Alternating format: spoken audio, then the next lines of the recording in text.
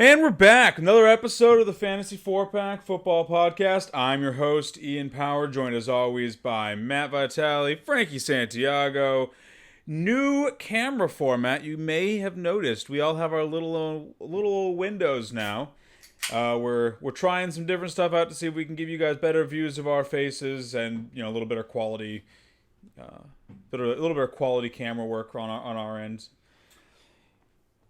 How are you guys doing today? Well, we'll find out when I take a sip. Oh yeah, true. Frankie, you want to introduce our audience to the beer for today? Little beer of the week? Well, this is the New Grim Light. It's from New York.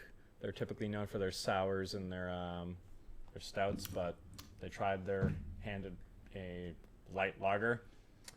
After my first sip, was not terribly pleased, but It tastes like I'm drinking asparagus. Ah, that's what it is. I was like, this tastes like that, just the generic flavor of when you're a kid and you have to eat vegetables, and you're like, I hate vegetables. It's a bit of a bitter vegetable. yeah, it's not that great, but we're gonna power through. I'm probably not gonna have the last word today.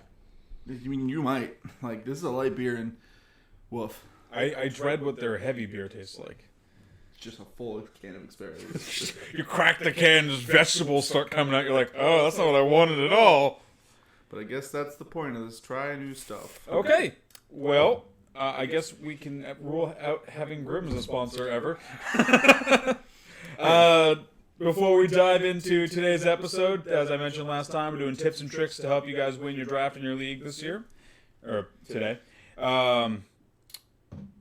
Wanted to do some news and notes for the people. We do have a little bit more in the way of news as we are inching closer to the season. First of all, and I think this is a big one, scathing interview from Odell Beckham that came out in the Wall Street Journal. Turns out it was like 2 weeks old before the NFL put all their COVID protocols in place.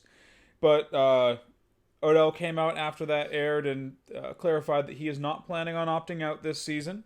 So for anyone looking forward to a bounce back year for Odell, that's still on track. He is not planning on leaving you all high and dry because of COVID. Also relating to COVID, Stafford and Minshew both activated from the COVID lists. Minshew reportedly took one look at COVID and COVID ran the other way. And Stafford had a false positive. So good news for both of them. Yeah, I'm all in on Teal Steel now. Yeah, I was gonna say. Oh yeah, great new nickname too, Teal Steel. I'm so in like that. Those luscious locks, like I said, everything about him. Like I said, I'm just His draft position. yeah. There's nothing wrong with him. I hope he's a future Hall of Famer. I did think it was funny that we just brought up Minshew last episode, and now less than a week later, it's The man knows he's how COVID to free. The man knows how to stay relevant. Little more worrying, at least for me, Hollywood Brown put on 23 pounds this offseason. So he put on a toddler. Yeah, he's put on small child weight. I think this is pretty good for him, mainly because he already had some injury risk with him. Part of his rookie report when he's coming out. This will just help him kind of weather some of the hits of you're gonna have to take in the NFL. I just don't like it when a player puts on that much weight that quickly. It stresses the body. So he could take hits better, but he could also get more soft tissue injuries because he put that weight on that fast. His body's not used to having it. And on top of that, it could take some speed off of him. Yeah, I think my main thing I'm worried about is the speed, but I think that with this extra weight, I mean, he could have put on a little bit less, but I don't think he's going to get bullied at the line as much. 23 pounds is just... We'll see how it plays out in the field. I could be wrong. I see that, and I'm like, that's a little much. Yeah, like I said, my one reason why I'm still in on it is we look at rookies all the time, especially like the NBA is a better example of it. These guys who come in who have to deal with not having as much resources. Now they've got all the money they could want, and they have an NFL team making sure they're in peak physical condition. I'm assuming that the team thinks this is in his best interest to be at that weight. So that's why I'm fine with it. We'll see during the year. Some other good news. Obviously, this is just coach speak, so take it for what you will. But I will never say it's a bad thing that a coach is speaking favorably for his running back. Ronald Jones will still be the main ball carrier for the Buccaneers this season, according to Bruce Arians. He said that he expects everyone to have their role in that offense, and that LaShawn McCoy will find his niche, but that Ronald Jones is still going to be their main guy. So I think I can walk back my fear that I had last week with what role is Shady going to have in this offense. This makes me go back to being at least comfortable taking Ronald Jones where he's going. If he rises too much more, red flags pop back up. But yeah, I think it's a lot more coach be like I didn't think Shady was coming in to take the starting job. I just think this is more carries that are not going Ronald Jones' way, which I was already medium on him, and I think this is going to keep me from probably drafting him in most of my leagues. fair. Yeah, I was never really worried about Ronald Jones. It was kind of in the same boat as him. It's just going to be a little bit of those carries that are coming off of his market share. But other than that, I mean, I'm still comfortable just taking Ronald Jones there. And then finally, I think this might be the first good thing Adam Gase has ever said about LeVeon Bell. LeVeon Bell is in great shape and is extremely motivated to play this season, according to head coach Adam Gase. I mean, that is better than him saying he wished that they hadn't signed him or that he didn't want him on his team.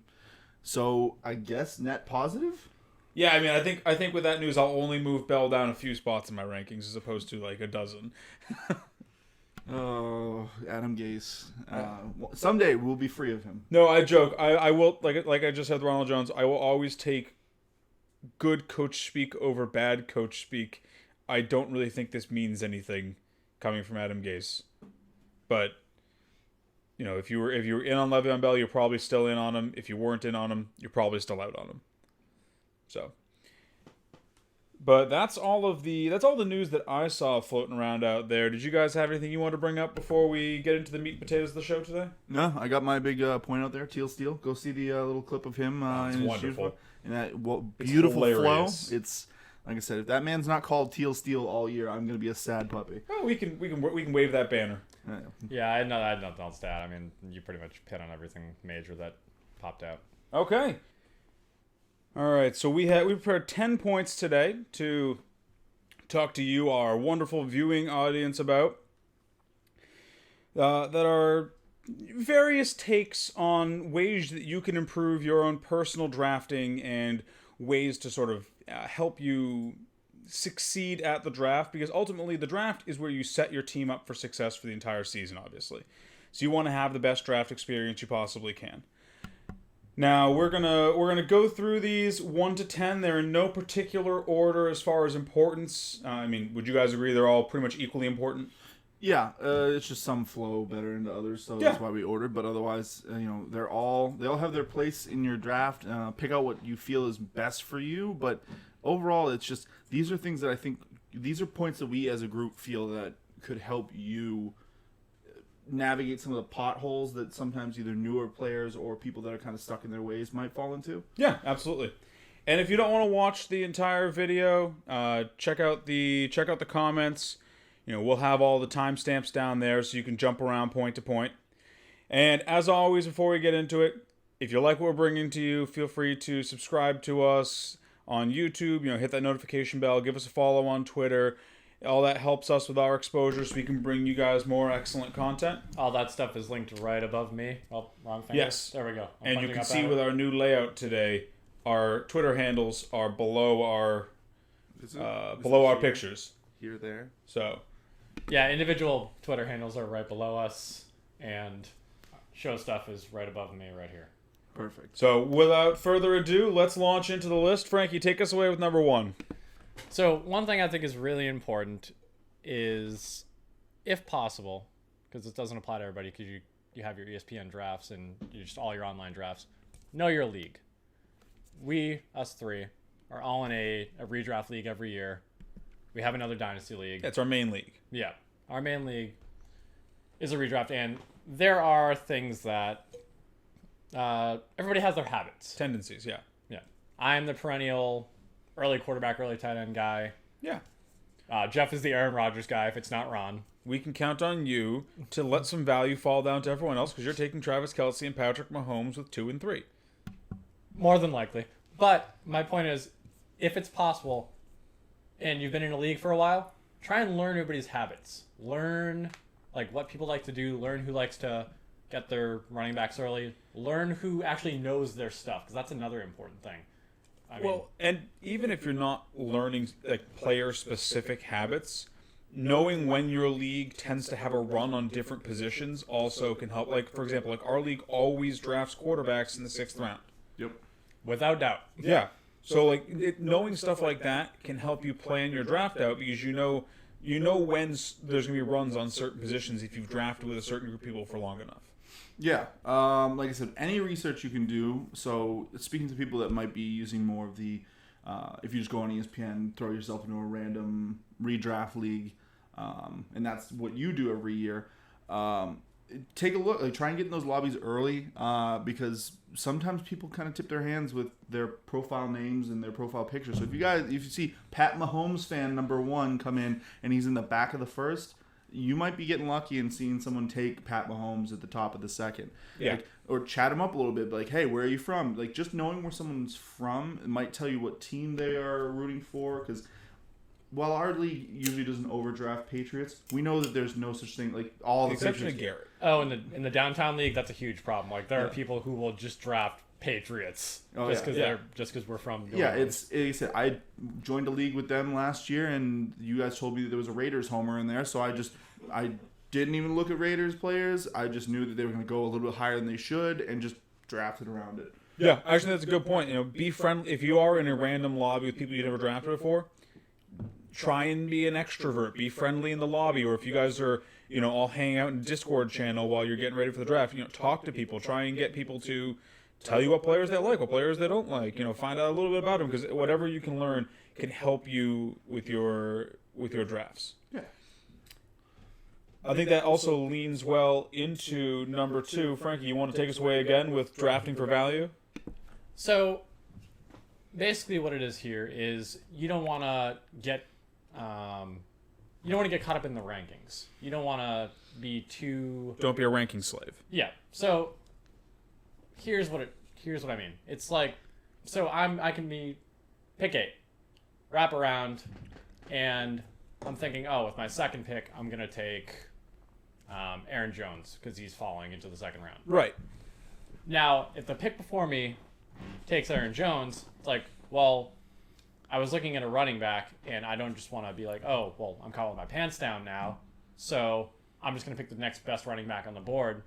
It's you want to, if I see a good wide receiver there, I may have been planning to go for a second running back, but if I have a good wide receiver staring me in the face, I mean, why am I gonna just reach for that guy who's going to be there later in the round, who may not be as much of a value as, say, you don't need to give specific players. Yeah, like I said, that's why this whole tip, we kind of kept it loose here with draft for value. It's looking at where your position is in the draft, knowing who typically goes there, and being a little fluid with it. Like, I might be going into my draft because I'm sitting in the middle, planning for maybe Kamara, maybe for Dalvin, and trying to swerve. But then if somebody falls to me I wasn't predicting, that might throw me off. Or if more running backs go than I expect there, and I'm looking at Michael Thomas or going down for Joe Mixon just as a quick one, I might swerve my strategy. At least in the first round, I'm not going to be. But then let's say the hype on running backs keeps escalating as we've seen in mock drafts. If I'm wrapping around and I'm in the middle of the second round and Michael Thomas is still there because the run on running backs just kept going, don't go for Todd Gurley over Michael Thomas. And I mean that's unlikely, right. but you realistically could see if there's a big run, maybe a Devontae Adams or Julio falling to the middle of the second. We have seen that. On our recent mock draft video, I had Julio staring me in the face in the middle of the second, and I was like, I want 2 running backs, but I'm not going to pass up that elite talent. Yeah. And the easiest way to plan all this out and to make sure that you have the groupings of players in front of you that you're really looking at each pick is to not go off of rankings. Like I said, don't be a ranking slave, but instead take rankings, whether they're your own rankings or an analyst you trust, and break them down into tiers. If you break them down into tiers, then you know that you value all of them roughly the same, and if one of them is gone, you take another one from that tier. If there's no one from that tier left, that's when you start looking elsewhere. If you have tier 2, and tier 2 is Aaron Jones and Kenyon Drake and Joe Mixon, and and none of them are there at your pick, and you don't feel comfortable taking a Miles Sanders or an Austin Eckler instead, you look at you maybe go jump to tier 2 wide receivers. You look and see if Chris Godwin or Julio Jones is still there. And it's like, don't get me wrong, this doesn't just apply to like the first couple rounds or whatever. It's like when you look at your starting roster, I know a bunch of people. It's honestly probably more impactful later. Yeah, it's so what happens is I see a lot of people looking at their starting roster and being like, "Oh, I still don't have a tight end. I still don't have a defense."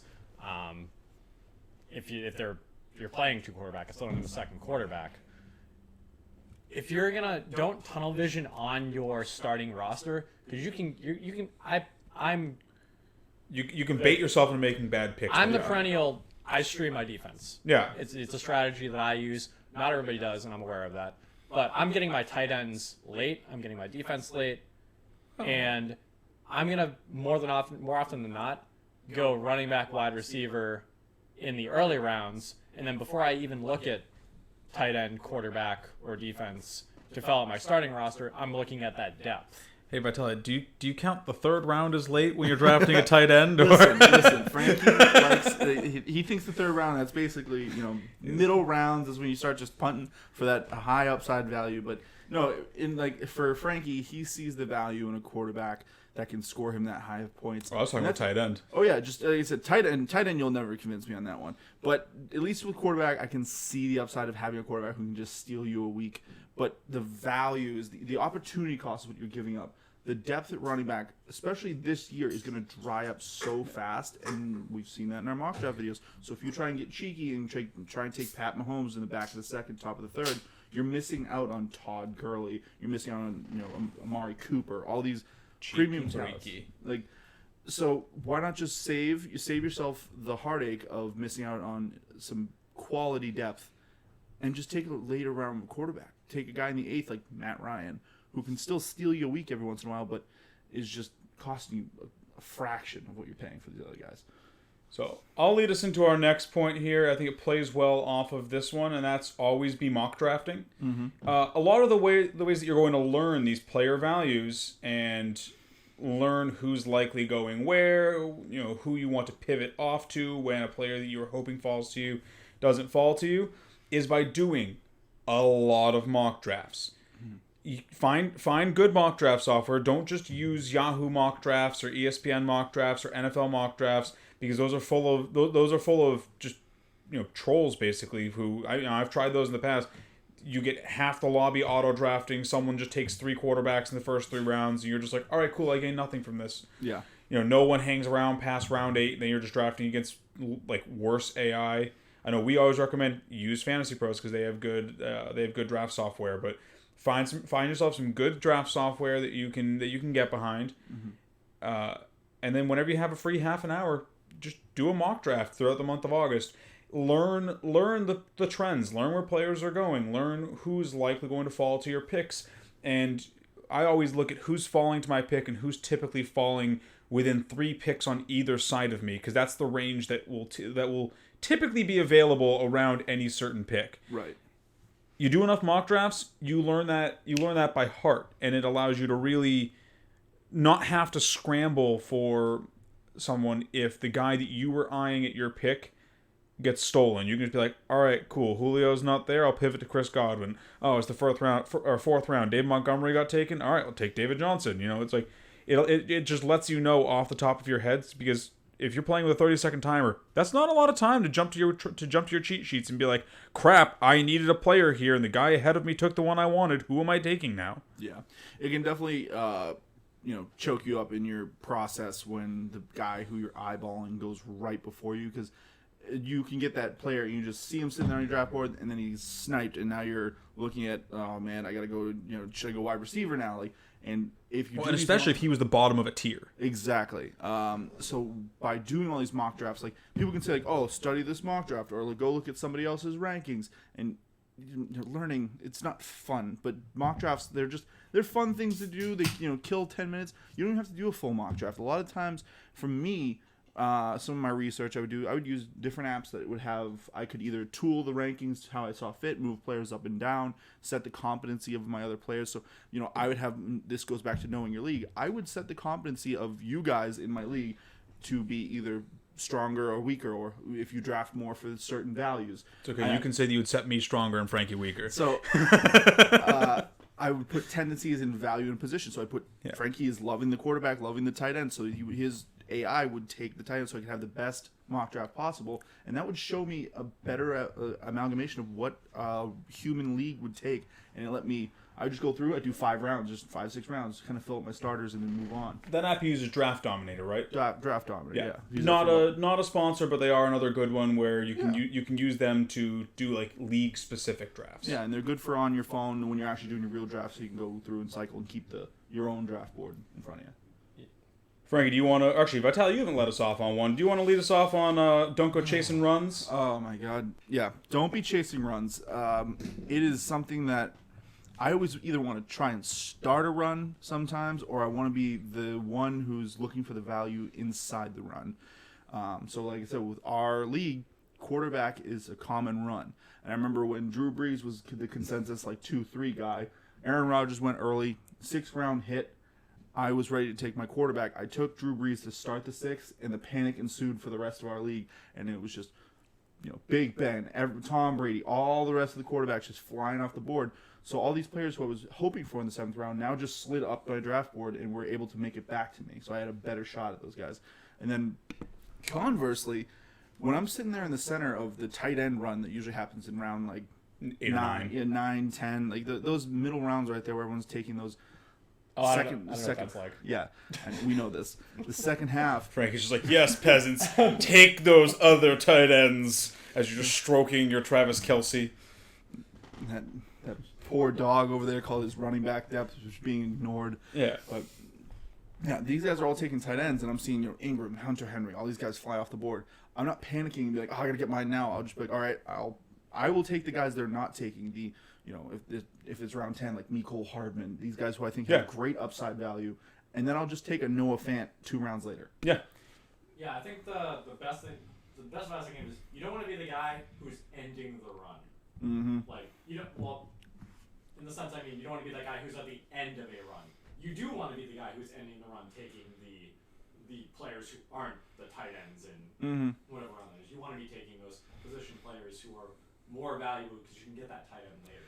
You don't want, and more importantly, if there is going to be a run, you want to be the one to start it. You do want to be the Vitality taking Drew Brees. Yeah. Because then everybody else is going to panic. Everybody else is going to have those value picks fall to you, and that's what you want. The easy way to think about it in non-football terms is in investing terms. You don't want to be chasing hype. You don't want to buy at something's ceiling. Yeah. You want to buy low, and it's not really selling high in this case. But like buying low in this case is letting everyone else take those quarterbacks, not taking a lesser quarterback and taking the wide receiver who shouldn't still be there but is, because you just saw 7 quarterbacks go off the board in a row.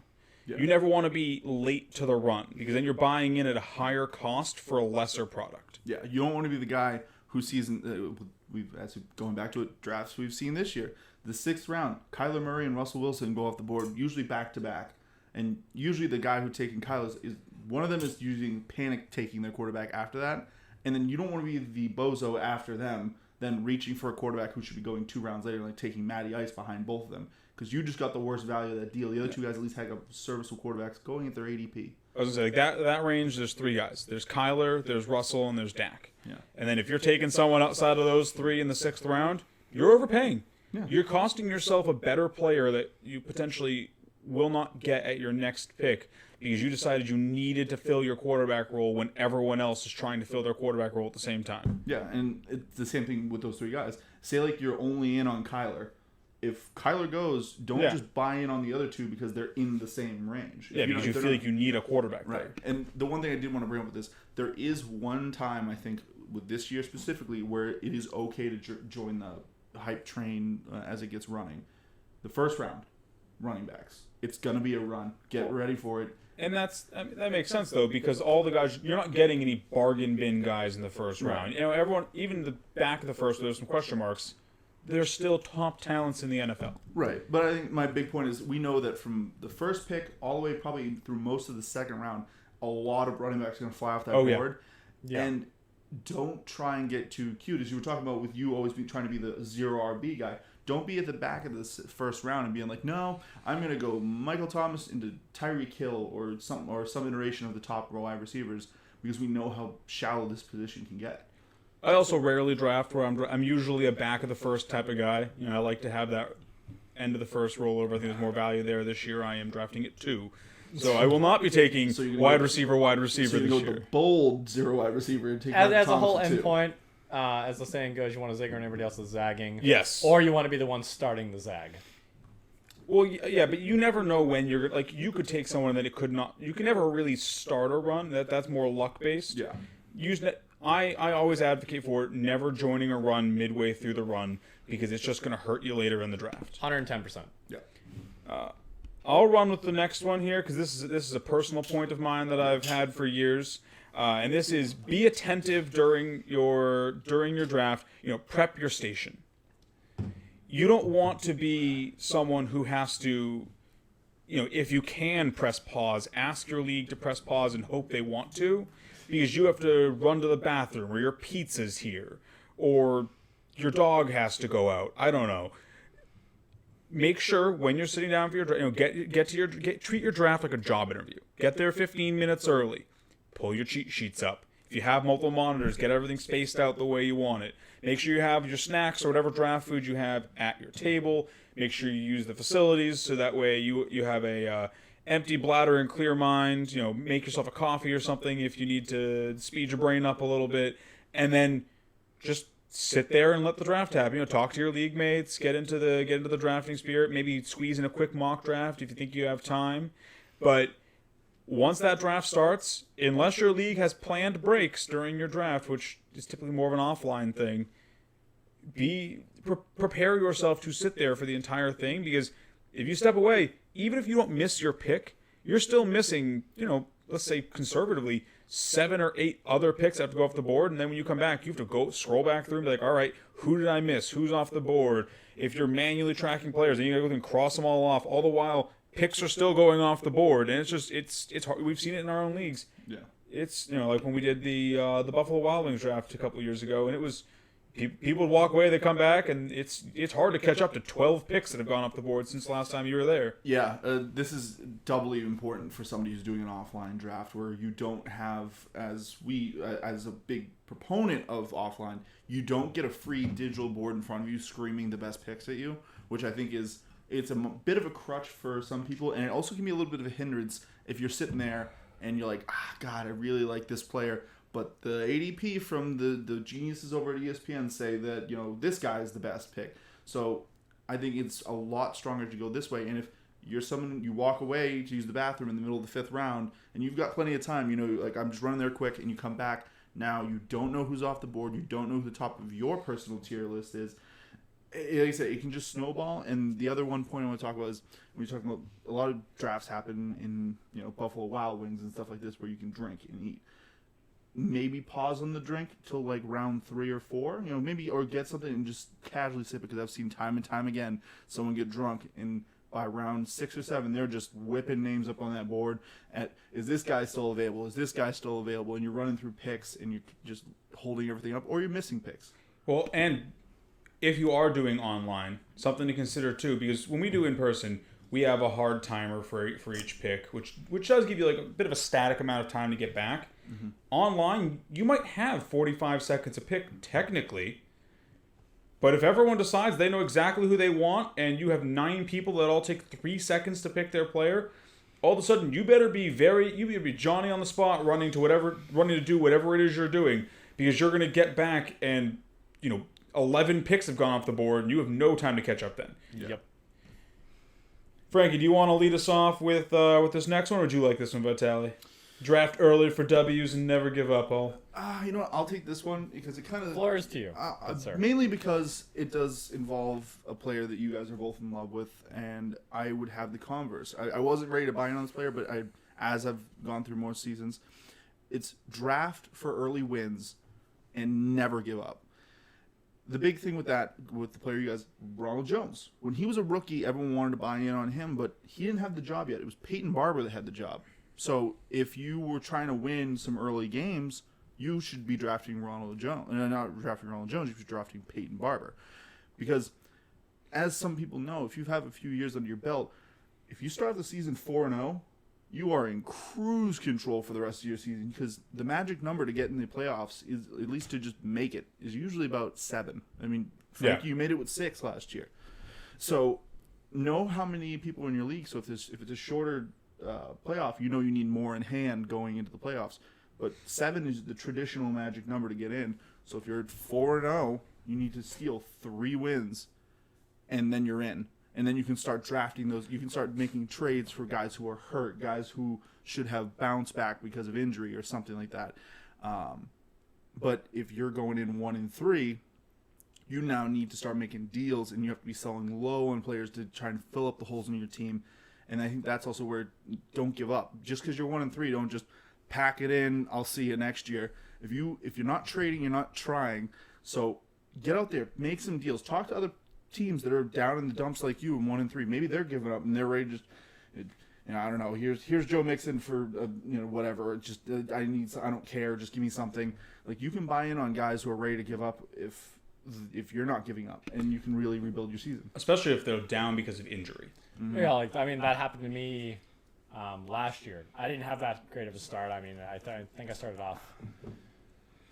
I think I actually was in that 1-3 boat, and I was just like, oh, hey, I'm gonna go out there. I'm gonna make a trade, see what happens. I ended up being that bubble team at 6-6, and I was relying on. Ian can attest to this. We were at the bar, and I'm relying on Rashard Penny to score me like 6 points, and I'm just like, Rashad Penny. I'm like, okay, we got this. Come on, we're good. Yeah. And it's stressful. And then I made the playoffs. I took a couple of trades. I traded away Pat Mahomes and Travis Kelce, who were my 2-3. And I mean, it's like that's just how it can work out. And then on the converse of that, I mean, I've been in that like 5-1 position where I was just on cruise control for that season, and it's if you get those early W's, you're gonna be less stressed late in the middle of the season when you're. And it allows you to hunt for those deals with the teams who are losing. I mean, oh yeah. For example, like last year, I was a 2-2 team to start out, partially because I had Devontae Adams and Juju. Should have been a great wide receiver core, but obviously it wasn't. Devontae Adams got hurt. Juju just wasn't doing well. I ended up having to package Devontae Adams and some lesser players and send it off to someone who was 5-3 to later in the season when Devontae Adams could be coming back at any point just to try and get some value onto my team. I got Kenny Golladay and some other pieces that I then managed to ship off and make a bunch of other deals, but you never want to be in a position where you're relying on another team to give you decent value, and you never want to have to ship a star like Devontae Adams for pennies on the dime because you just need wins now to make your season work. And to speak even more to that, it's when you have those early wins, when you are that 5-1 or even 6-0, it's a lot easier to make those value trades where you're still getting stuff back. Yeah, because you can lean on the person. You can be like, dude, you can't wait for these people to come back. If you wait, you're going to be playing for bottom place. Yeah, it's definitely a lot easier to trade when you're 6-0 versus when you're 1-5 or 2-4. Yeah, and a great example for this year, like I said, I talked about how much I like Marlon Mack. Marlon Mack should have the job at least to start. Yeah, he should be heavily involved in a great running offense with a great offensive line to start the season.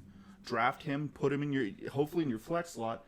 So when Jonathan Taylor, if the cards play out as I'm assuming they are, Jonathan Taylor should take over the majority of this job by the end of the season.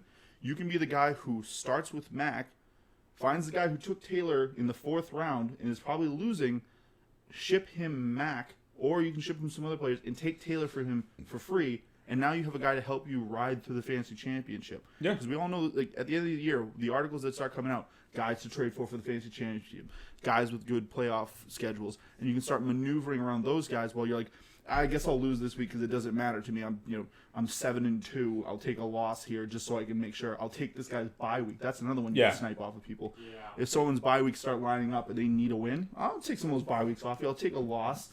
Yeah, if you're in a position where you're just playing for seeding, not actually making the playoffs, you're in a much better spot to position yourself for a fantasy championship I don't think because unlike actual NFL, seeding really doesn't matter. I don't think I can stress how important those early W's are. Because even if you start off just not even to go to the 6-0, but even if you start at 3-0, you're still in a better spot than the guy who's maybe starting off 0-3 or 1-2. I mean, it may not seem like a lot, but like he said, like the magic number is usually 7. But I made it in with 6. I've seen numerous other people make it in. I mean, how many people did we have in the bubble last year? 4 or 5? Yeah. That were all fighting for that playoff spot? Yeah. You never want to be a bubble boy. The early W's are crucial to winning your league. Yeah, it gives you breathing room. All right, so let's cruise on down to 7 on our list here. Running back depth. Vital, you want to take us away on this one? Sure. Running back depth this year, more important than most. Like I said, they're flying off the board early, and if you're trying to be, like I said previously, if you're trying to be cheeky and go double wide receivers in your first 2 rounds, you're going to be hurting for this position because everyone else is going to keep that run going, as we've seen through round 3, through round 4. It never really fully drops off, and there's usually 3 to 4 running backs going around until the quarterback and tight end start becoming a factor. So you don't want to be the guy who's going light on running backs to start and then needing to get them later, which kind of pulls back into the early W's argument. If you are trying to trade, you'll find it's a lot easier to move a running back than it is to move a wide receiver, even if their value is nowhere close. Moving a guy like LeVeon Bell, or as opposed to moving a guy like Devontae Adams, they could almost be even in your league's eyes because everyone wants a lead back who's going to get a lot of carries and have a lot of play in their offense, even if they're back end running back ones. They're not really stealing you weeks, and they'll be content to hold their running backs. And if you're somebody who goes 4 deep by round 6, you now have some trade chips to play with.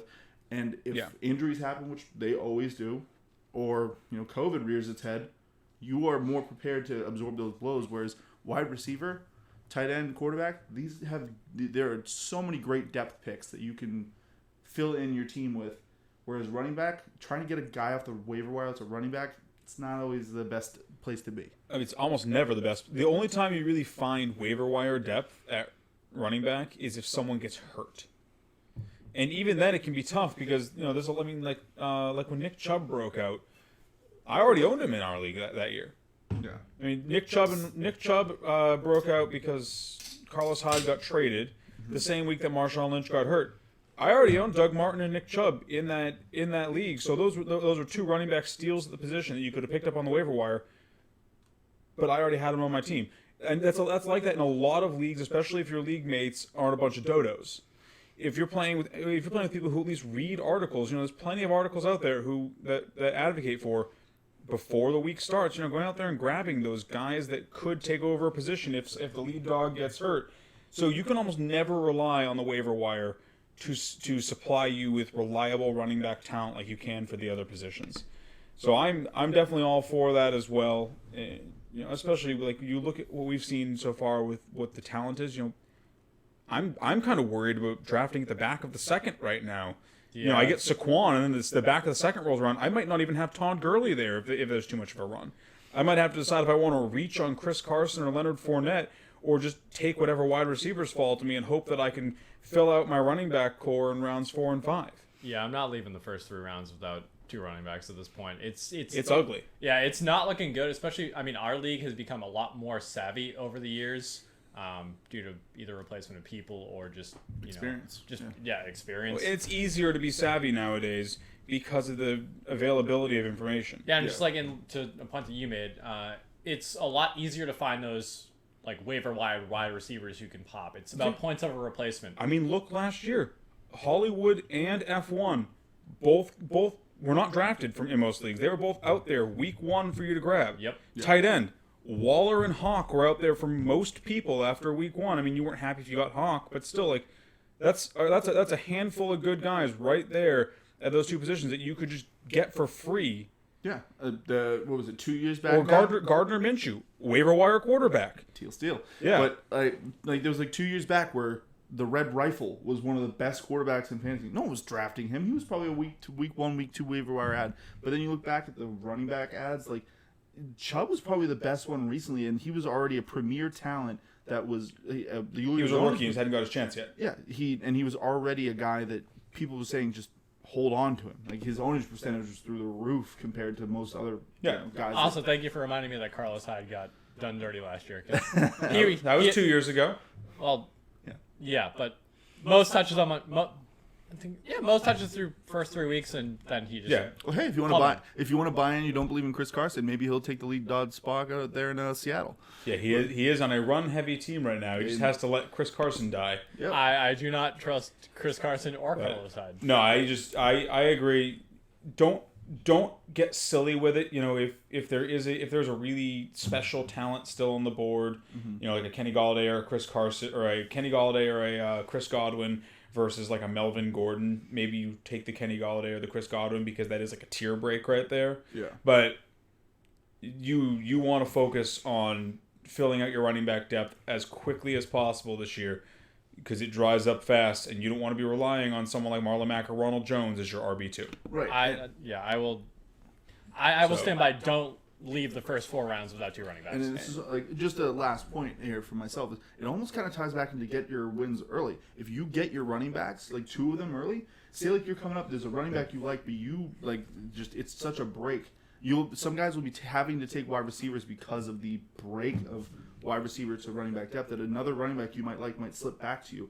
Or, like I said, if you get these guys early and now people are reaching on these running backs, you can see some guys in the second round wrapping back around you in the third that like you're like how is Kenny Galladay getting to me in the third? Yeah, when he's definitely a second round talent. So, Frank, you want to take us away with know your rookie values? Well, as this does sort of tie into the run with the amount of hypey rookie running backs there are this year. Well, in my opinion, the only rookie I pretty much trust right now is CEH.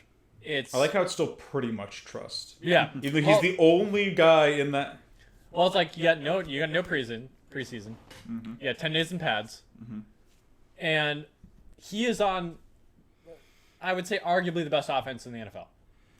Definitely top 3. They put up points like nobody else, and that's the only reason that I trust him, or I guess almost trust him, is because he's gonna be that guy. Damian Williams is opted out, and everybody else, I mean, it's kind of like, what are you going to expect? Because they're not going to get that NFL practice. They're not going to get that NFL experience with the preseason, regardless of how much of a joke I personally think it is. It's definitely some kind of play time.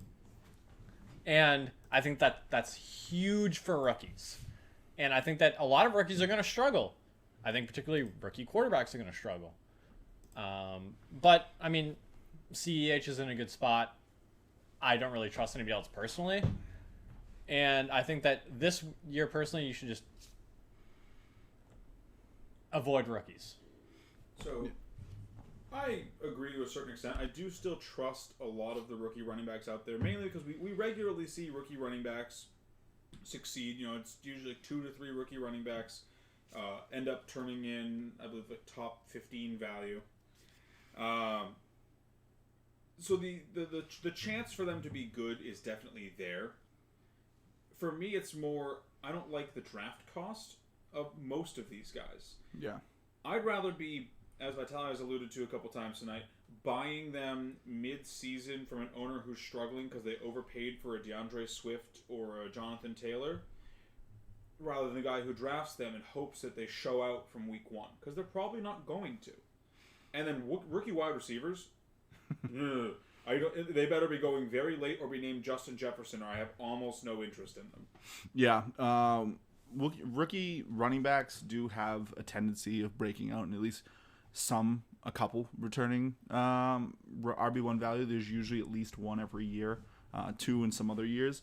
But this year, we didn't see that first running back go till the back of the first, and that was CEH. And funny enough, that's the one I feel like has the best chance.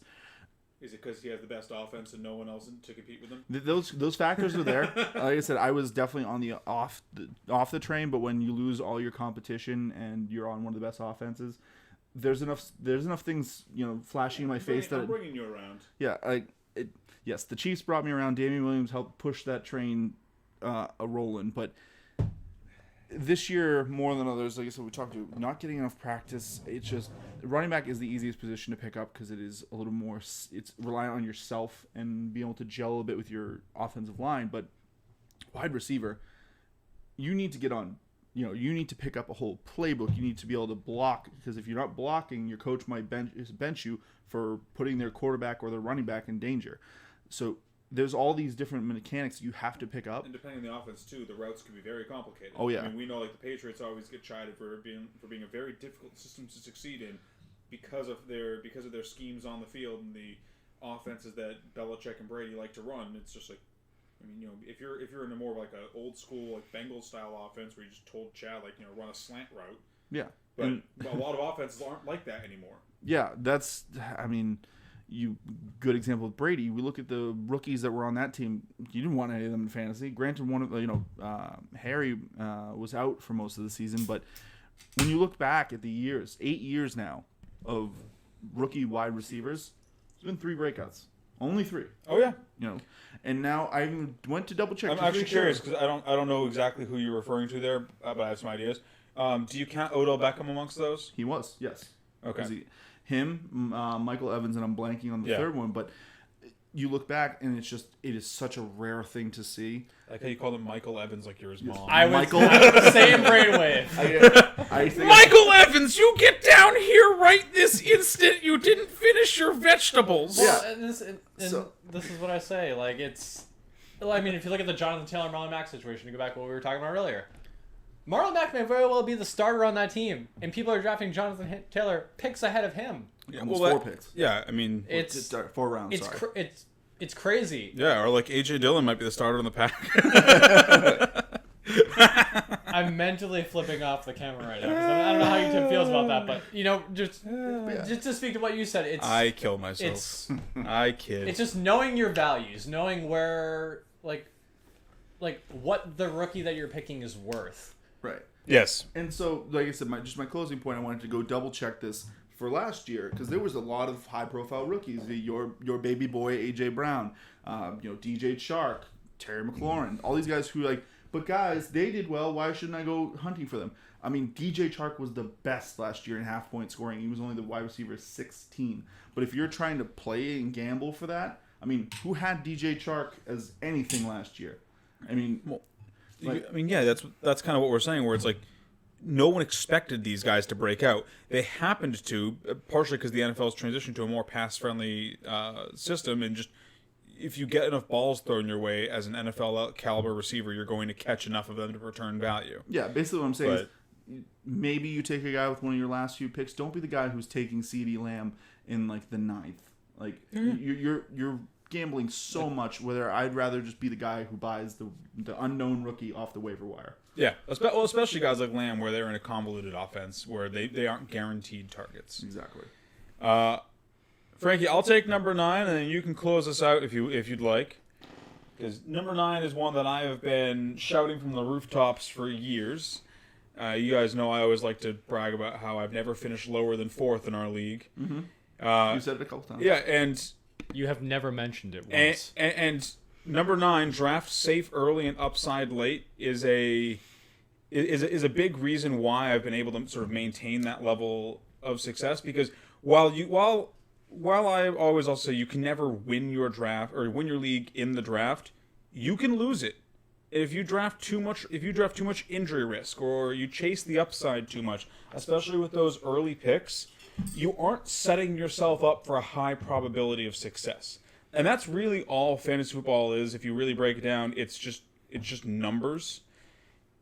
You want to set yourself up for whatever the highest percentage chance to succeed is. You do that by drafting guys who might not be the sexiest names in the world, but they're safe, and you know they're going to return value more often than not.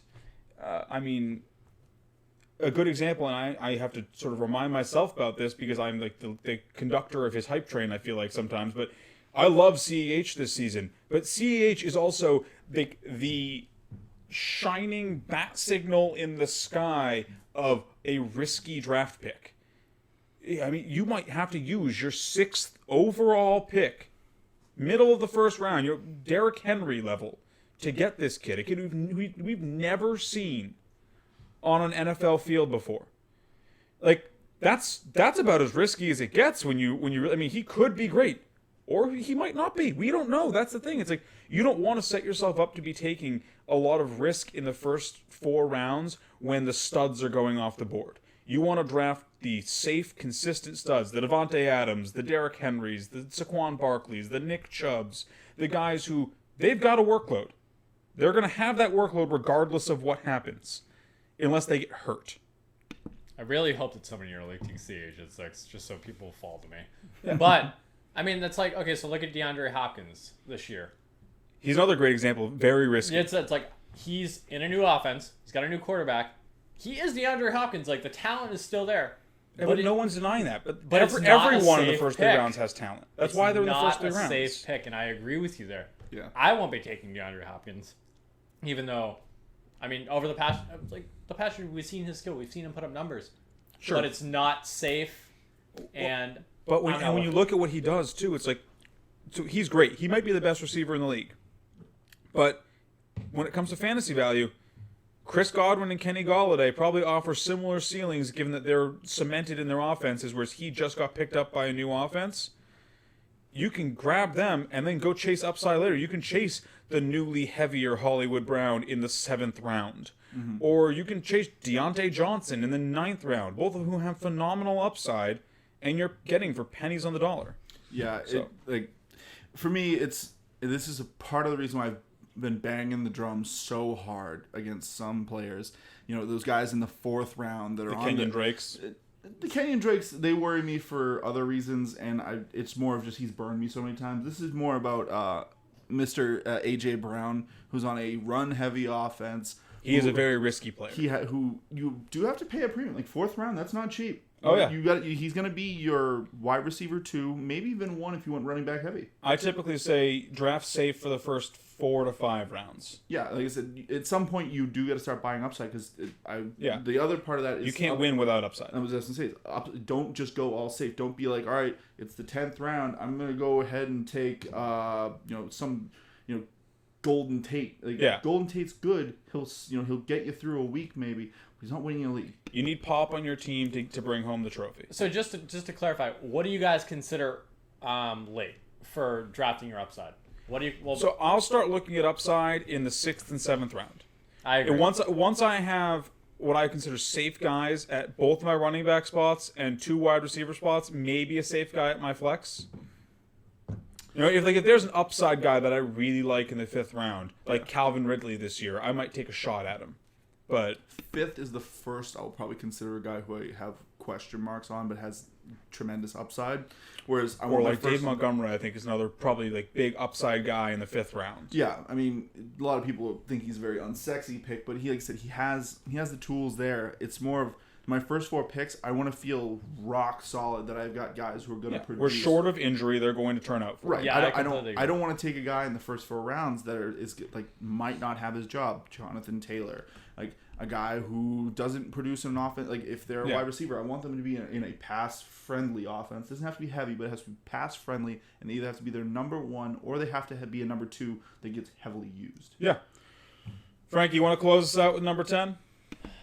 And to close us out with number 10, I mean, this kind of speaks to the last point a little bit, but beware of COVID. It's this year specifically where you want to draft against injury. You want to draft safe. You want to draft those guys who are going to have that guaranteed volume. And it's you may not want to trust that rookie that you're super high on. You may not want to trust the guys who have been in injury risk in the past. You want to be aware of COVID. A lot of leagues, I mean, our league has expanded roster spots specifically for COVID. And I think that that's important to note when you're drafting, and it's the shortened preseason, or I guess no preseason, shortened camp. Preseason, shortened camp. Do you want to look at these players who, like Gardner Minshew, who's already off of COVID, and all these other players who are potentially high risk to get it? So, do you mind if I make a couple quick points? Yeah, go for it. So, not only just beware of COVID, but also just know your depth charts and know who's opted out. You don't want to be drafting someone because you think they're the starter and they're actually the 3rd stringer. You don't want to be drafting Damian Williams because you think he's still playing for the Chiefs and he actually opted out. Make sure you study all of that because that can cripple you more than anything else if you draft someone who just isn't actually getting touches or who isn't playing. And then on the beware of COVID part, so I don't personally draft handcuffs that aren't named Latavius Murray, or I guess Kareem Hunt now. But if you're drafting handcuffs, if you're someone who finds value in that, don't draft handcuffs for your own running backs.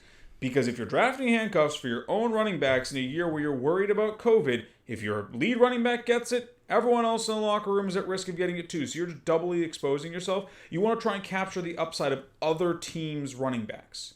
So if you have Zeke, don't draft Tony Pollard.